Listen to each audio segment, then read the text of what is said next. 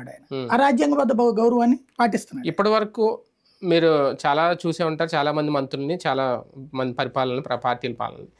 ఒక డిఫరెంట్గా ఒక కొత్త మంత్రి అంటే మంత్రి అంటే ఎలా ఉండాలన్నట్టుగా పవన్ కళ్యాణ్, అంటే నేను మొత్తం రికార్డ్ చేయలేదనుకోండి, ఆయన నేను పిఠాపురం వాస్తవ్యుడిని అని చెప్పడం, ఇక్కడే నేను 3 ఎకరాలు తీసుకున్నాను, ఇక్కడే ఉంటాను ఇక్కడి నుంచి, అంటే ఒక మంత్రిగా ఇప్పటి వరకు ఏ మంత్రి ఇలాగ ప్రచారం చేసి ఉండరు, ఇలాగ నేను ఇలా చేస్తాను ఈ శాఖకు సంబంధించి అని చేసి ఉండరు. పవన్ కళ్యాణ్ గారు కొత్త స్టైల్ చూపించాలనుకుంటున్నారా? నిజంగా అది ప్రాక్టికల్గా సాధ్యం అవుతుందా?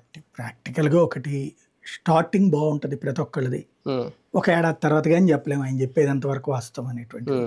ఇప్పుడు ప్రజెంట్ స్టార్టింగ్లో ఫస్ట్ టైం గెలవటం, అందులో బాగా కష్టాల నుంచి వచ్చాడు కాబట్టి ఇది ఓడిపోయి 2 సార్లు పరాభవానికి గురైనటువంటిది, 2 చోట్ల ఓడినందువలన 5 ఏళ్ల నుండి తనని వెటకారం చేస్తున్నారు కాబట్టి కసిలో నుండి వచ్చాడు. పైగా మెగా ఫ్యామిలీకే ఇది ఒక స్టార్టింగ్ పొలిటికల్ బిగ్ సక్సెస్ కాబట్టి ఇప్పుడు ఆయనలో ఆ ఇది ఉంది, అంటే దాన్ని ఏమంటారంటే కృతజ్ఞత ఉంది.